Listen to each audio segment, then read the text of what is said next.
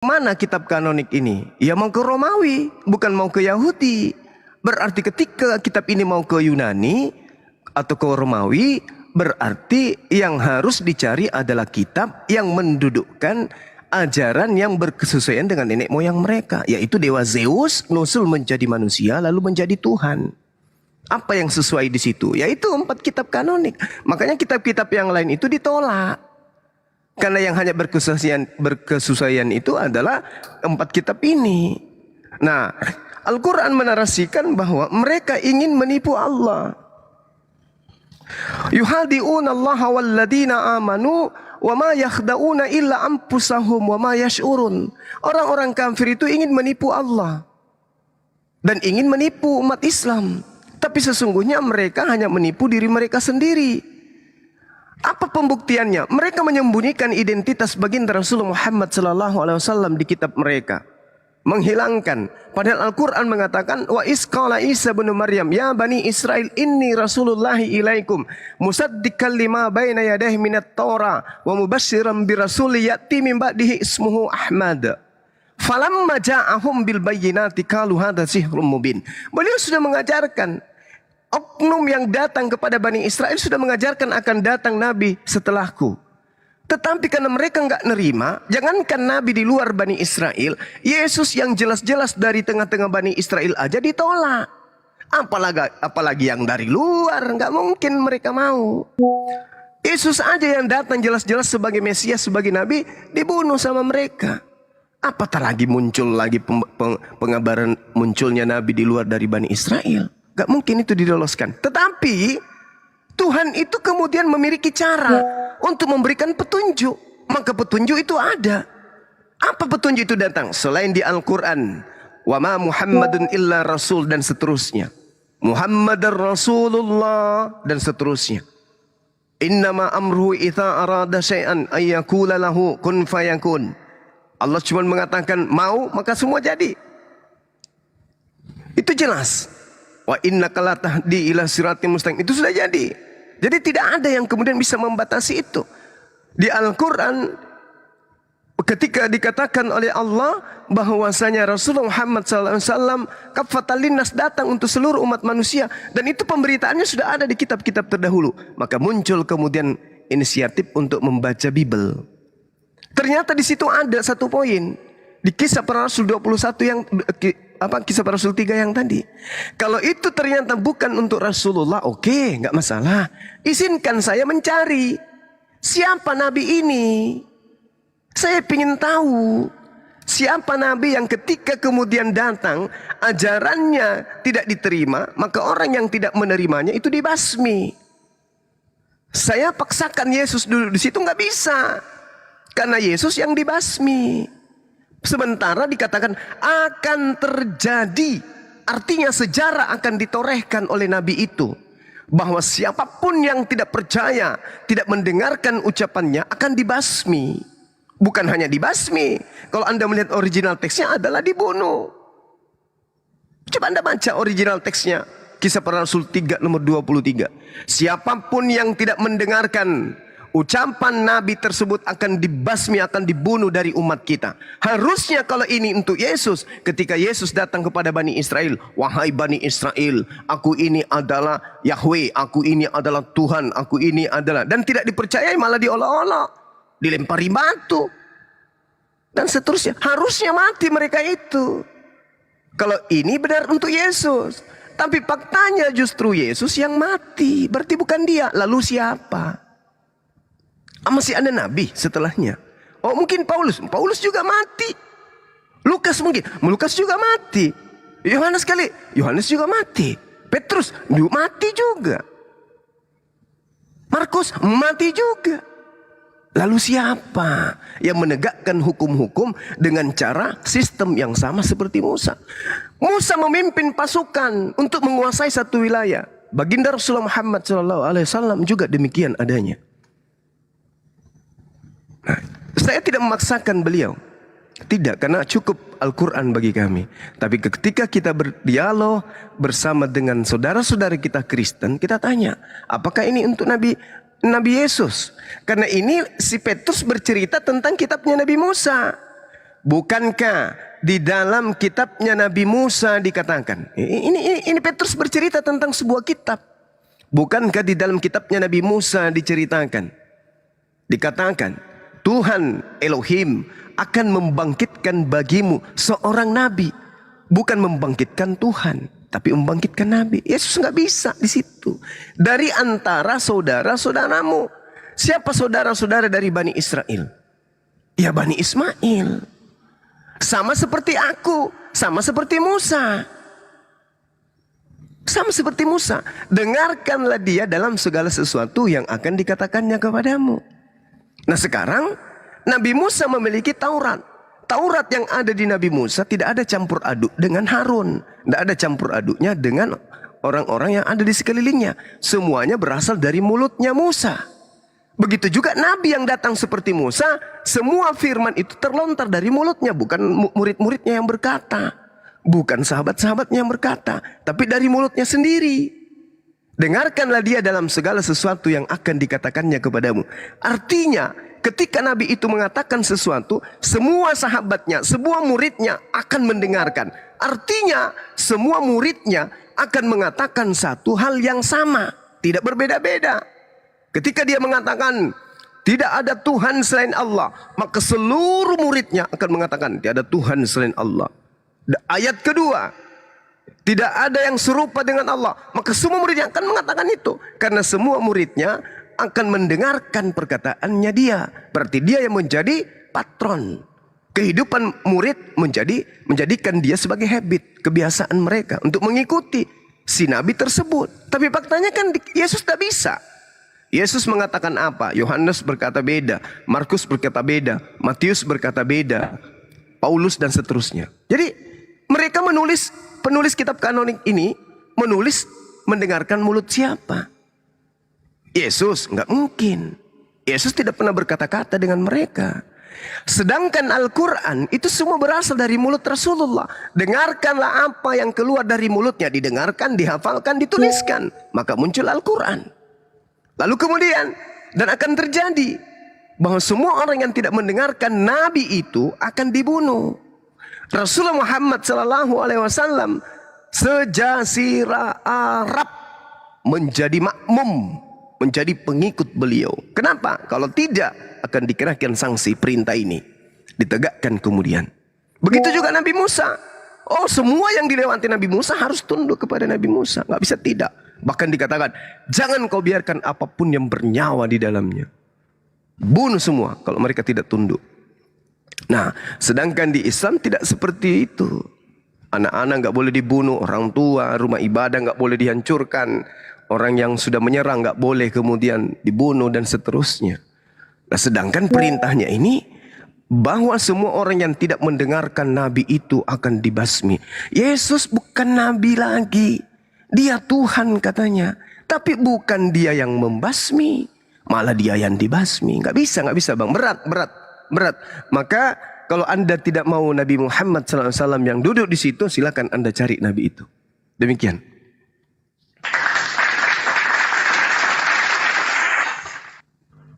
Mantap. Oke.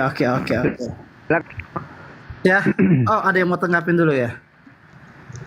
Enggak, lanjut silakan. Oke. Head to head. Ya.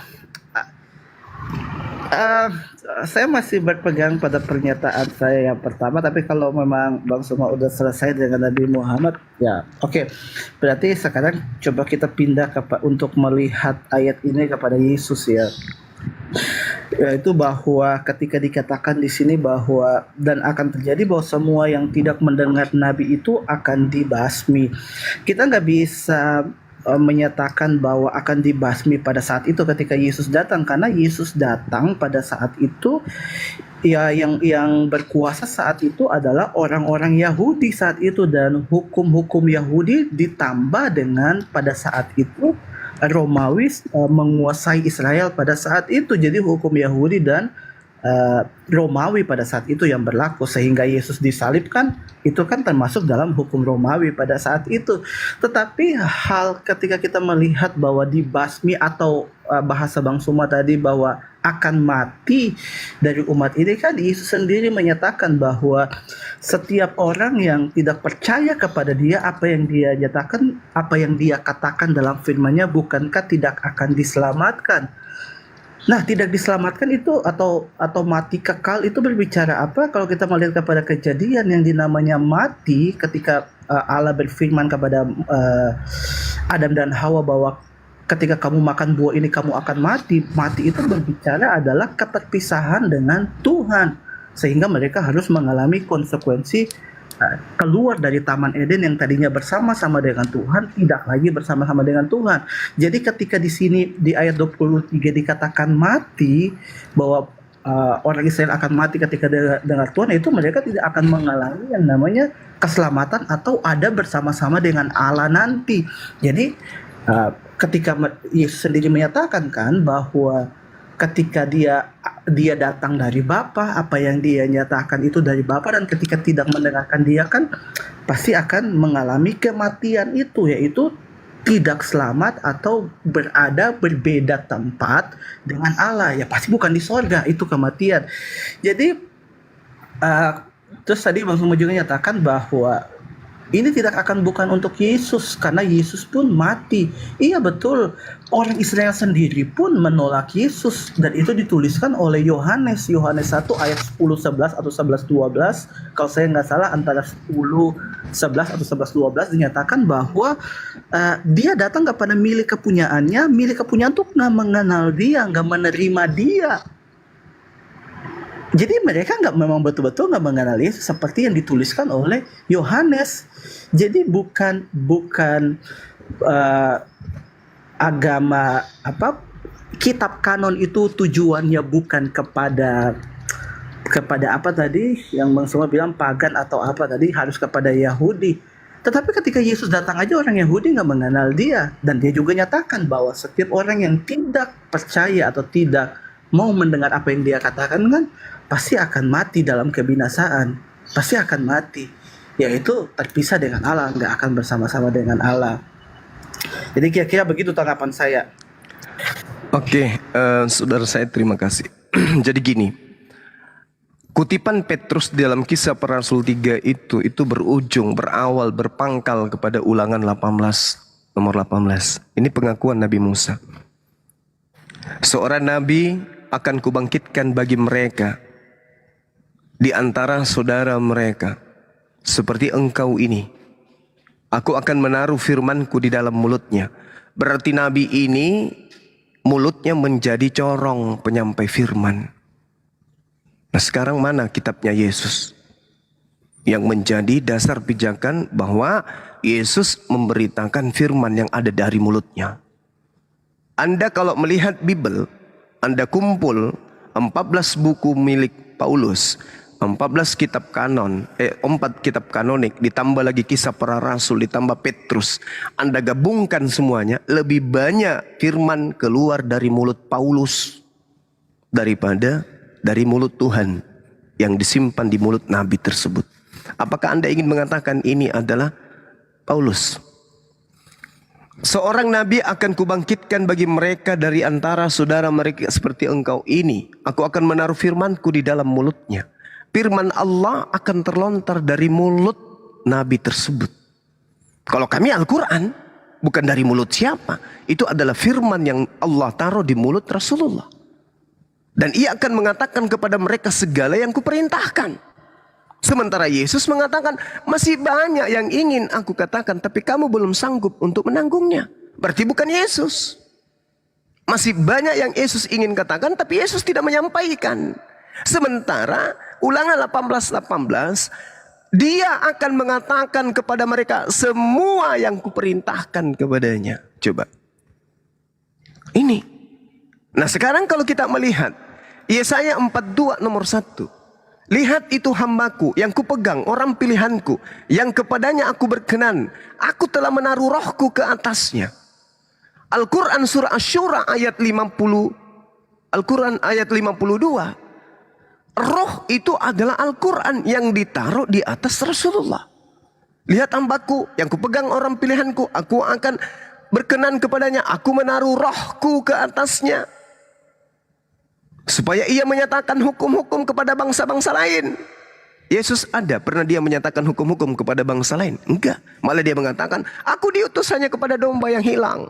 Tidak patut roti yang disediakan untuk anak-anak Israel diberikan kepada bangsa Goyim. Loh, berarti bukan dia. Sebab ketika datang Nabi ini, dialah yang akan menegakkan hukum-hukum kepada bangsa lain. Harusnya Yesus itu berdakwah kepada Romawi. Tapi justru mengatakan, aku diutus hanya kepada domba yang hilang. Bukan, gugur dia bang, gugur. Gugur, jangan dipaksakan. Kemudian, supaya ia menyatakan hukum kepada bangsa-bangsa. Bagaimana mungkin kemudian Yesus, hukum yang Yesus bawa, itu dikebiri. Kata Yesus, aku datang bukan untuk meniadakan, tapi menyempurnakan, menggenapi. Di dalam Lukas 16:17, lebih mudah langit dan bumi lenyap daripada setitik dari hukum Taurat ini batal. Paulus menghancurkan semua itu. Berarti bukan Yesus. Kalau Yesus, harusnya Yesus yang berdiri memegang pedang, memimpin pasukan. Bukan Yesus. Kemudian kita lihat di dalam Keluaran 15:3. Tuhan Elohim itu pahlawan perang. Maka Tuhan memimpin Nabi tersebut untuk berperang. Selayaknya Nabi Musa alaihissalam. Dia berperang bersama dengan Tuhan. Tuhan yang bersama dengan Musa berperang. Nah, Yesus mengalami enggak? Enggak. Dia malah diremas-remas sama Romawi. Diobok-obok sama Israel, sama Yahudi. Kasihan bang, nggak bisa Yesus itu. Lumpuh dia. Kemudian Ulangan 33 nomor 2. Berkatalah ia, Tuhan datang dari Sinai. Ini Nabi Musa ini. Yang datang dari Sinai, Nabi Musa. Dan terbit mereka dari Seir. Ia nampak bersinar dari Gunung Paran. Ini siapa dari Gunung Paran? Seir ini siapa? Sion. Siapa ini? Yesus. Musa dari Sinai. Yesus dari Sion, dari ke Seir. Lalu kemudian dari Faran siapa? Dialah yang membawa 10.000 orang suci. Yang kemudian membawa hukum Tuhan menyala-nyala di sebelah kanannya. Ini siapa? Dari Faran ini siapa? Siapa dari Faran? Siapa yang berasal dari Madinah? Siapa yang berasal dari tanah Arab? Baginda Rasulullah Muhammad SAW. Yang membawa, melumpuhkan 10.000 orang suci. Menggunakan 10.000 orang suci dia bawa ke Mekah. Melumpuhkan Mekah, itu siapa? Baginda Rasulullah Muhammad SAW. Pernahkah kemudian Yesus memimpin 10.000 orang suci untuk menaklukkan Yerusalem, menaklukkan Roma, menaklukkan kemudian Yunani? Enggak pernah. Menaklukkan Mesir? Enggak pernah. Pernahkah kemudian Yesus membawa kekuatan untuk mengusir kekaisaran Romawi dari Yerusalem? Enggak pernah. Jadi dia bukan Yesus ini, bukan. Tuhan datang dari Sinai, Nabi Musa alaihissalam, dan terbit kepada mereka dari Seir. Yesus atau Isa alaihissalam, ia nampak bersinar dari pegunungan Paran. Baginda Rasulullah Muhammad sallallahu alaihi wasallam datang dari tengah-tengah puluhan ribu orang yang suci. Di sebelah kanannya nampak kepada mereka api yang menyala. Api di sini adalah hukum-hukum yang harus membakar semua hukum di luar daripada hukum Tuhan. Hukum kejahiliaan dibakar, hukum paganisme dibakar, hukum animisme dibakar, hukum ateisme dibakar semua. Dibakar dengan hukum Tuhan. La ilaha illallah Muhammad Rasulullah. Siapa dia yang memimpin pasukan 10.000? Yesus kah?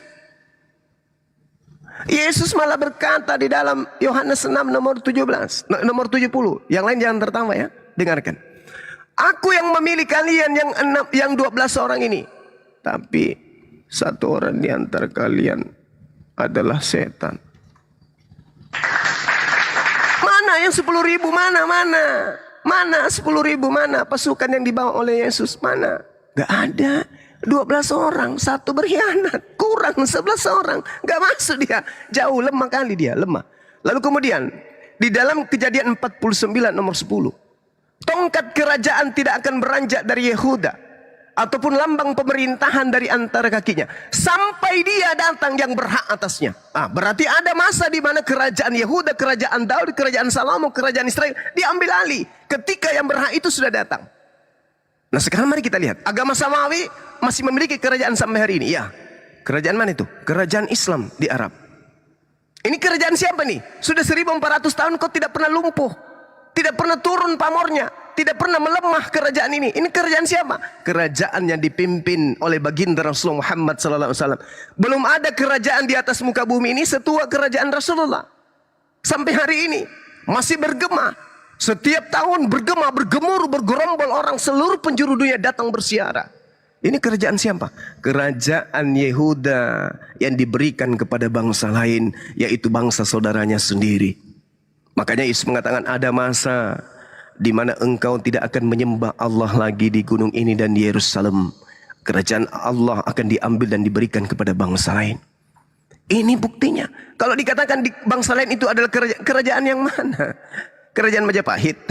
Enggak mungkin. Kerajaan Islam sampai hari ini, kerajaan yang ada di Arab sana. Itulah yang berdiri sampai selama-lamanya. Tongkat kerajaan tidak akan beranjak dari Yehuda, ya, ataupun lambang pemerintahan dari antara kakinya, sampai dia yang datang berhak atasnya itu datang. Maka kepadanya kemudian akan takluk bangsa-bangsa. Lagi-lagi dia taklukkan bangsa-bangsa lain. Dia taklukkan bangsa-bangsa lain.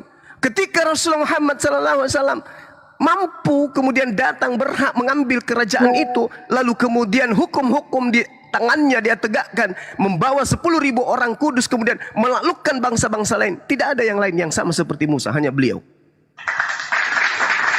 Nah sekarang mari kita lihat bagaimana Islam menundukkan kerajaan-kerajaan yang ada di Indonesia ini. Sebelum menjadi Indonesia, negara kita ini berbentuk beberapa negara atau kerajaan. Bagaimana Islam, ajaran Rasulullah menaklukkan bangsa-bangsa yang ada di Indonesia? Ada berapa bangsa? Bangsa Sriwijaya, bangsa Makassar, bangsa Jawa dan seterusnya, Pajajaran dan seterusnya. Bagaimana kemudian Rasulullah menaklukkan bangsa-bangsa ini, menegakkan hukum-hukumnya? Damai sejahtera. Lalu bagaimana kerajaan yang dipimpin oleh Belanda, Portugis ke sini? Dengan cara penjajahan. Nah, sedangkan yang dikatakan rancangannya adalah damai sejahtera. Kerajaan yang ditegakkan dengan kekuatan, tapi damai sejahtera. Nah, inilah yang saudara harus pahami dengan baik. Maka ketika kita berbicara kisah para Rasul 3:23, tidak ada satu oknum pun yang bisa duduk di sana. Yesus tidak masuk, baru daftar sudah gugur dia. Belum masuk dites, belum dites. Baru dilihat tingginya, besar kakinya, baru dilihat mukanya, oh udah gugur, maaf bang, mundur, Anda nggak lulus. Apalagi mau jadi pemain tunggal, nggak bisa dia, nggak bisa. Mohon maaf, itu keadaan yang harus Anda telan meskipun pahit. Silakan. Iya. Saya bingung, saya mau tanggapi yang mana saking banyaknya yang disampaikan Bang Suma ya. Subhanallah. Iya, maaf bang, maaf. Baru kau. Iya. Makasih Dintahen. Silakan bang. Intinya gini bang. Dudukkan aja Yesus di situ. Nanti kita takar. Tingginya cukup enggak? Silakan. Oke. Iya. Tadi saya udah menyampaikan kan tentang, dan itu Bang Sobe juga tadi nyatakan bahwa firman akan keluar dari mulutnya dan yang mengutus dia akan menaruh firman gitu-gitulah. Dan itu kan ada pada Yesus, bahwa Yesus menyatakan sendiri bahwa dia tidak bisa berkata-kata dari dirinya sendiri, tetapi dia akan berkata-kata setiap apa yang didengar dari Bapa, dan itu yang dia nyatakan. Sehingga kan ayat 22 kembali lagi dulu bahwa Tuhan akan membangkitkan bagimu seorang nabi dari antara saudara-saudaramu sama seperti aku. Dengarlah dia dalam segala sesuatu yang akan dikatakan kepadamu. Jadi kenapalah dengar? Karena memang yang Yesus bilang bahwa dia tidak. Jadi saya dua poin dari pernyataan Yesus untuk mendudukan Yesus pada ayat 22 dan 23 ini, yaitu poin yang pertama bahwa Yesus sendiri nyatakan bahwa apa yang dia nyatakan kepada bangsa Israel itu yang didengarkan dari Bapa. Dan yang kedua di ayat 23 bahwa ketika setiap orang yang tidak mendengarkan nabi itu akan mati kan. Nah, Yesus sendiri pun berkata bahwa setiap orang yang tidak mendengarkan atau tidak percaya kepada dia akan mengalami kematian atau keterpisahan dengan Allah nanti ketika dia mati. Dia terpisah dengan Allah adalah dia tidak bersama-sama dengan Allah di sorga, yaitu kematian yang adalah keterpisahan dengan Allah itu sendiri, kematian kekal atau tidak berada di sorga. Jadi itu dua poin saya untuk menduduk dari pernyataan Yesus sendiri untuk melihat kisah Rasul 22 ayat 23 ini. Ya kira-kira begitu sih. Oke, kalau baik. ada teman Kristen di sini yang mau menambahkan, kayaknya nggak ada ya, saya sendiri ya. Nggak apa-apa. Nggak apa-apa bang, pelan-pelan aja kita ya. Jadi beragama itu kan harus iman, akal, akal, iman, iman, akal, akal, iman. Kan gitu ya. Jangan ditimpang, jangan digunakan satu, harus dua. Kalau kita sudah pakai itu, insya Allah kita akan sampai kepada kebenaran itu sendiri. Nah, sekarang gini. Saya menghargai saudara ketika saudara mengatakan Yesus tidak berkata-kata dari dirinya sendiri. Dengan mengatakan itu, Anda meloloskan Yesus pada satu syarat dia lolos, tapi syarat-syarat yang lain dia gugur. Berarti dia bukan Tuhan. Ini masalah. Karena dia tidak bisa bicara dari dirinya sendiri. Sementara yang dikatakan Tuhan, Mazmur 33 nomor 9, Yesaya 55 nomor 11, dia memberi perintah maka semuanya ada. Dia maha berkehendak. Yesus tidak berkata-kata dari dirinya sendiri. Nah, lalu kemudian kalau Anda mengatakan ini adalah untuk Yesus, dikarenakan di situ dikatakan bahwa segala perkataan yang didengarkan itu sesuatu yang didengarkan, barang siapa yang tidak mendengarkan maka dia akan dibunuh. Di sini yang perlu kita pahami adalah Yesus ini mengatakan di dalam kitab saudara sendiri berdasarkan hasil kesaksian yang datang kepada penulis Yohanes bahwa Yesus berkata segala firman telah disampaikan kepada mereka. Nah, sekarang mana segala firman itu? Mana? Mana segala firman itu? Yang harus ditegakkan itu mana? Ternyata firman yang sampai kepada teman Kristen, firmannya Lukas, firmannya Matius, firmannya Markus, firmannya Paulus. Yang dimaksud di sini adalah firman Tuhan yang muncul di mulutnya Yesus itu mana? Dengarkanlah dia dalam segala sesuatu yang akan dikatakannya kepadamu. Mana? Contoh nih, contoh. Kita melihat Kristen hari ini ibadah hari Minggu. Mana perintah Yesus ibadah hari Minggu?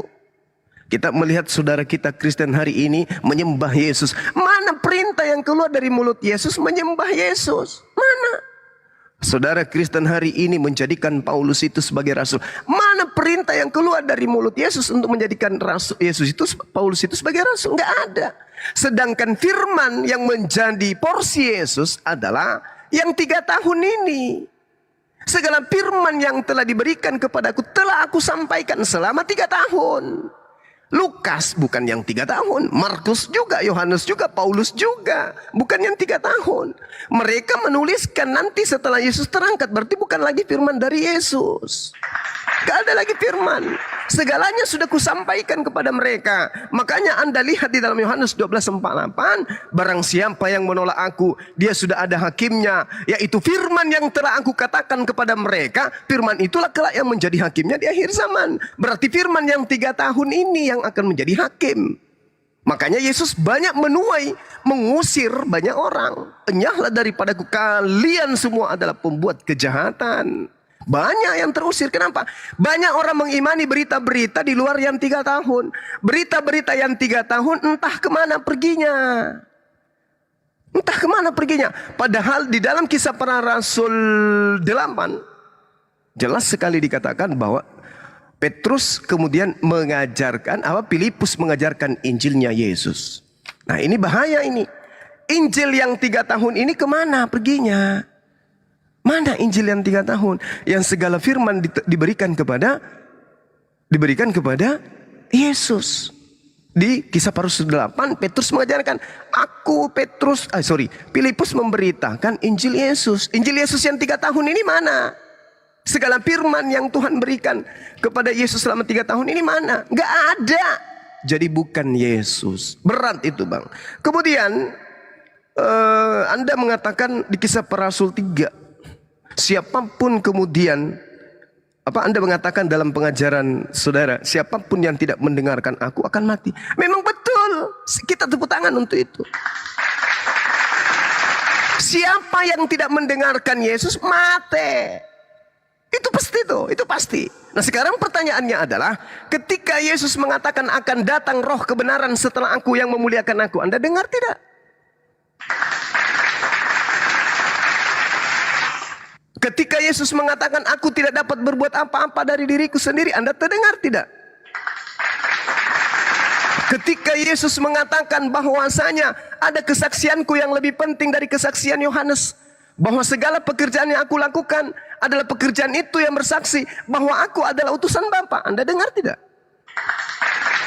Ketika Yesus mengatakan hidup kekal itu adalah mereka mengenal Engkau Bapa yang di langit dan di surga, satu-satunya Tuhan, dan aku adalah utusanmu. Anda dengar tidak? Akan datang roh kebenaran yang akan memuliakan aku, yang akan mengajarkan segala hukum-hukum, keadilan dan penginsapan dunia akan dosa. Anda dengar tidak itu? Barang siapa yang tidak mendengarkan aku, bahwa aku adalah utusan Tuhan, maka dia akan mati. Anda dengar tidak? Atau sebaliknya, Anda menutup telinga Anda, lalu mendengarkan Paulus. Sehingga ada sampai pada posisi menuhankan manusia tadi. Harus dengarkan Yesus dong. Dengarkan dia. Kita harus mendengar dia. Makanya Islam itu hanya mendudukkan dia sebagaimana apa yang diucapkan.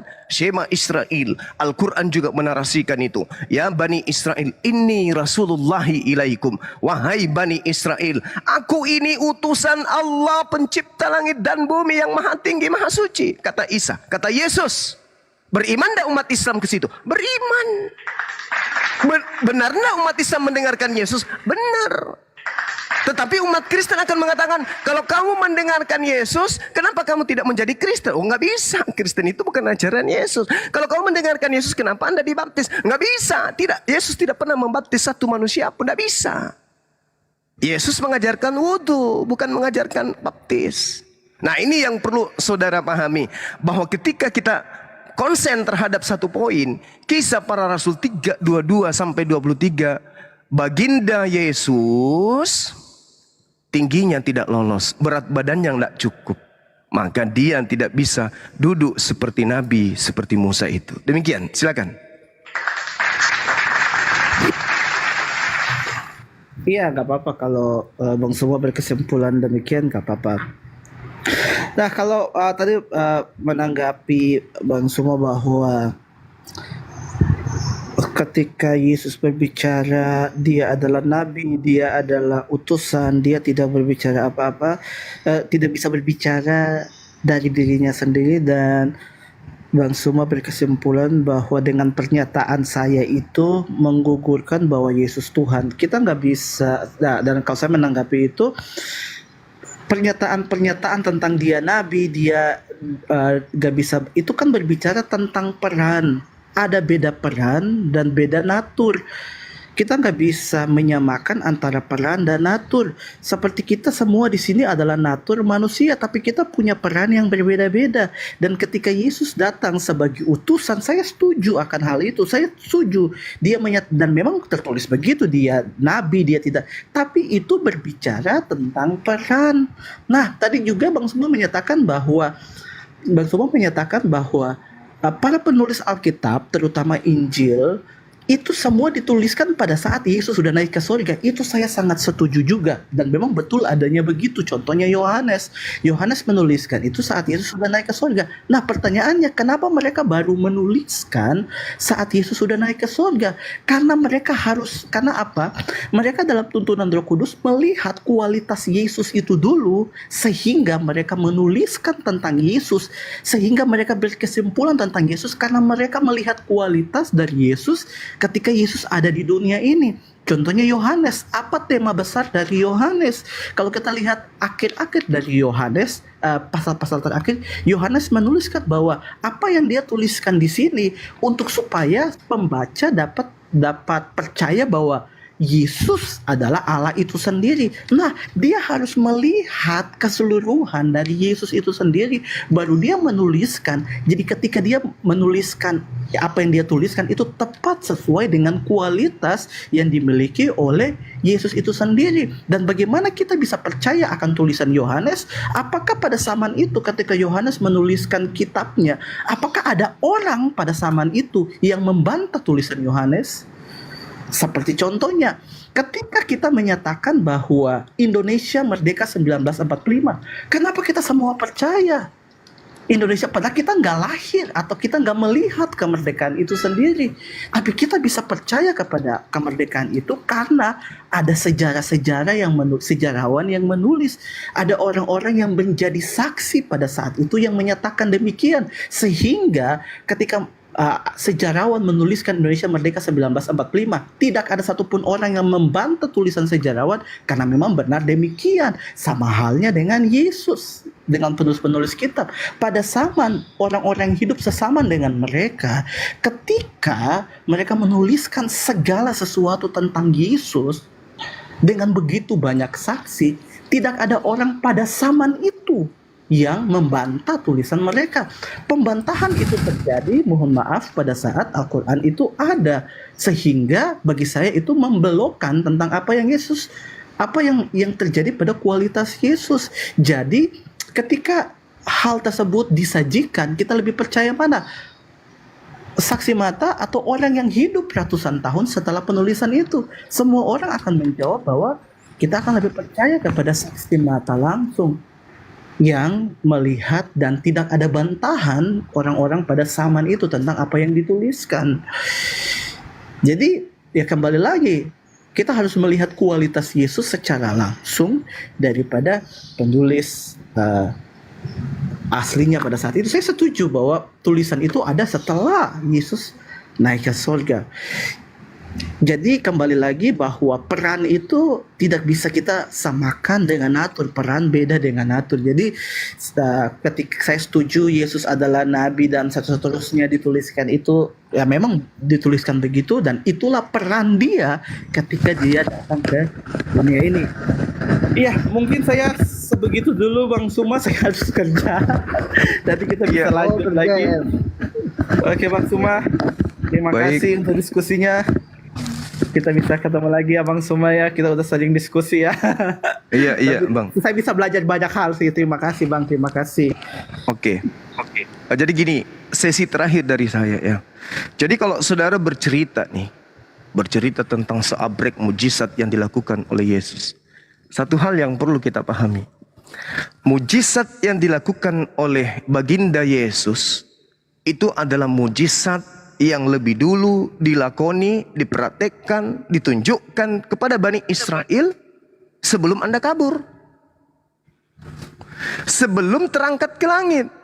Di dalam Al-Quran mengatakan wa rasulan ila Bani Israel. Nabi Isa adalah rasul untuk Bani Israel. Lalu kemudian dikatakan segala apa yang dilakoni di dalam surah Ali Imran ayat 149. Membangkitkan orang mati biiznillah. Membuat burung ditiupkan kemudian roh hidup biiznillah. Apalagi orang penyakit sampar sembuh biiznillah. Jadi semua mujizat yang dilakukan oleh Yesus itu dilakukan. Tinggal saya sendiri di sini. Itu dilakukan kemudian sebelum dia terangkat. Kenapa tidak dituliskan kemudian pada saat Yesus itu ada ngajar selama 3 tahun? Kenapa? Karena hal itu kemudian tidak ada pengajaran yang diminta oleh orang-orang yang ada di Israel sana agar mereka dibuatkan kitab. Makanya kitab Anda itu ditulis untuk non-Israel. Kitab itu ditulis untuk non-Israel. Dan Yesus mengatakan sebelum dia terangkat, segala mujizat yang aku lakukan, segala pekerjaan yang aku lakukan, itu tertulis di mana? Di Yohanes 5 nomor 36. Ada kesaksianku yang lebih penting daripada kesaksian Yohanes. Bahwa semua pekerjaan, membuat orang mati hidup, membuat orang lumpuh berjalan, orang buta mengintip, itu semua aku lakukan karena itu adalah pekerjaan yang diperintahkan oleh Tuhan untuk aku lakukan. Yohanes 7 nomor 49. Makananku adalah melakukan pekerjaan yang diperintahkan oleh Tuhanku. Yohanes 7. Nah, kalau Yohanes 7 49 dikatakan orang banyak ini yang tidak melakukan hukum Taurat, terkutuklah mereka. Nah, sedangkan hukum Taurat itu mendudukkan jangan ada ilah lain selain daripada Elohim. Yesus datang tidak mengatakan itu. Itu yang perlu saudara pahami dengan baik. Kemudian apa tadi yang dijelaskan itu? Mujizat oleh Yesus. Kemudian, nah, mujizat yang dilakukan Yesus setelah terangkat dari kubur, keluar dari goa, itu hanya makan ikan goreng. Gak ada yang lain. 40 hari apa mujizatnya? Gak ada. Mujizat itu dilakukan sebelum dia kemudian disalibkan katanya. Nah, apa mujizat-mujizat ini? Yang paling hebat apa? Membangkitkan orang tidur, orang mati. Membuat orang lumpuh melihat, berjalan. Iya kan? Nah, apakah kemudian mujizat-mujizat ini yang membuat dia menjadi Tuhan? Kalau saudara mengatakan iya, apa orang-orang yang hidup di mereka yang hidup di sekeliling Yesus, kenapa masih membutuhkan kesaksian-kesaksian palsu untuk menjadikan Yesus ini tumbal, korban? Kenapa? Oh, dia membangkitkan orang mati, dia membuat orang lumpuh kemudian melihat, orang buta berjalan. Kebalik-balik ini. Ya, kenapa? Kalau sudah itu yang menjawabkan dia jadi Tuhan, harusnya sebelum terangkat ke langit sudah dituhankan emang. Gak perlu dia dibunuh, gak perlu dia disalibkan. Oh, ini Tuhan kita ini, hormat Tuhan, selamat siang, udah ngopi hari ini. Harusnya kayak gitu. Ini malah melakukan kesaksian-kesaksian palsu. Padahal mujizatnya sudah diuraikan semuanya. Ternyata mujizat yang dilakukan bukan untuk membuktikan dirinya itu membuktikan dirinya itu Tuhan. Tapi mujizat yang dilakukan untuk membuktikan dirinya itu adalah utusan Tuhan. Makanya umat Islam beriman kepada dia sebagai utusan Tuhan. Bukan Tuhan itu sendiri. Kisah Para Rasul 2 nomor 22. Orang Israel harus tahu bahwa Yesus yang kumaksud ini dari Nazaret adalah orang yang ditentukan oleh Tuhan untuk menyatakan mujizat tanda-tanda kekuatan yang dilakukan oleh Allah melalui perantaraan Yesus. Ternyata mujizat itu bukan dari Yesus, mujizat itu dari Allah. Tetapi kemudian muncul Kristen menilai mujizat-mujizat ini sebagai sandaran, standarisasi syarat menjadi Tuhan. Syarat menjadi Tuhan harus bangkitkan orang mati, mengampuni dosa, apalagi membuat orang lumpuh mengintip, orang lumpuh berjalan, orang buta melihat dan seterusnya. Ini syarat-syarat dari mana ini syarat? Gak ada syarat itu. Gak masuk dalam kategori syarat Tuhan menjadi Tuhan. Bahkan Paulus dengan tegas mengatakan di dalam Roma 14:9, apa yang dikatakan di sana? Untuk itulah Yesus mati, supaya dia bangkit dari kematian, agar dia menjadi Tuhan. Ini apa? Kalau di Islam itu final. Wa isqala Isa bin Maryam ya bani Israel, inni rasulullahi ilaikum musaddiqan lima baina yadayhi minat Taurah wa mubashiran birasuli yati min ba'di ismuhu Ahmad. Falamma ja'ahum bil bayyinati qalu hadza sihrun mubin. Final. Makanya umat Islam itu ketika Anda mengatakan tadi apa itu? Tidak ada keselamatan bagi yang tidak mendengar. Siapapun yang tidak mendengarkan aku akan mati. Betul. Makanya ketika dia mengatakan Shema Israel Adonai Elohenu Adonai Ahad Qul huwallahu ahad Allahu samad. Final. Maka keselamatan itu hanya ada di Islam. Wa man azlama mimman iftara 'ala Allahi kadziba wa huwa yud'a ilal Islam. Ilal Islam. Wallahu la yahdil qaumal zalimin. Islam. Itu yang diterangkan seperti itu. Maka kembali kepada tema kita. Kalau saudara masih mendengarkan saya di bawah, jelas Kisah Para Rasul 3 nomor 22, nomor 23. Kandidat hanya masih Rasulullah Muhammad SAW. Kalau Anda masih punya kandidat yang lain, silakan Anda majukan. Tadi yang Anda majukan itu tingginya tidak nyampe, berat badannya tidak nyampe, warna bajunya tidak sesuai, sepatunya kebesaran, sendalnya bolong sebelah. Enggak cocok. Enggak cocok duduk sebagai Nabi sama seperti Nabi Musa alaihissalam. Tepuk tangan buat saya dong. Oke, saya kira begitu ya sahabat-sahabat sekalian. Karena di sini sudah mau azan zuhur, saya pamit dulu untuk sementara. Terima kasih atas segala perhatiannya. Mohon maaf atas segala kekurangan kepada guru-guru saya yang ada di sini, adinda-adinda saya, abang-abang saya. Mohon maaf, saya menguasai forum. itu karena saya sangat semangat. Tapi kalau ada kata-kata yang kurang berkenan, saya mohon dimaafkan, saya hanya manusia biasa. Kiranya Allah Subhanahu wa taala senantiasa memberikan kesehatan kepada kita, terutama kesehatan akal. Oke? Tangan boleh luka, Iya, Bang. kaki boleh luka, tapi akal harus tetap sehat. Karena ini adalah apa ini? Ini memori yang Tuhan berikan kepada kita yang harus kita jaga dengan baik. Dengan cara apa? Dengan cara wudu, dengan cara sujud. Itu pelihara otak ini dengan wudu dan sujud. Jangan dengan cara minum minuman khamar, berzina, mencuri, merampok. Jangan memfitnah, menggibah. Jangan. Wudu, baca Quran, sujud. Insya Allah darah lancar ke otak akan terpelihara sampai kita meninggalkan dunia ini. Subhanakallahumma wa bihamdi, asyhadu an la ilaha illa anta astaghfiruka wa atubu ilaih. Salam tauhid, salam satu Tuhan. Jayalah Islamku, jayalah Indonesiaku. Allahu akbar. Assalamualaikum warahmatullahi wabarakatuh. Innallaha yuhibbul ladzina yuqatiluna fi sabilihi saffa. Ada lagunya, apa lagunya? Bisa catat. Kesaan dia nih orang lagi ini mau ngaji. Ada lagi. Diberi dua mata namun tak melihat, diberi dua kuping, kuping tapi tidak mendengar. Matanya buta karena bukan katarak. Matanya buta karena doktrin. Dia tiada melihat Bibel yang banyak karuan. Dia tiada mendengar khotbah di gereja. Hai.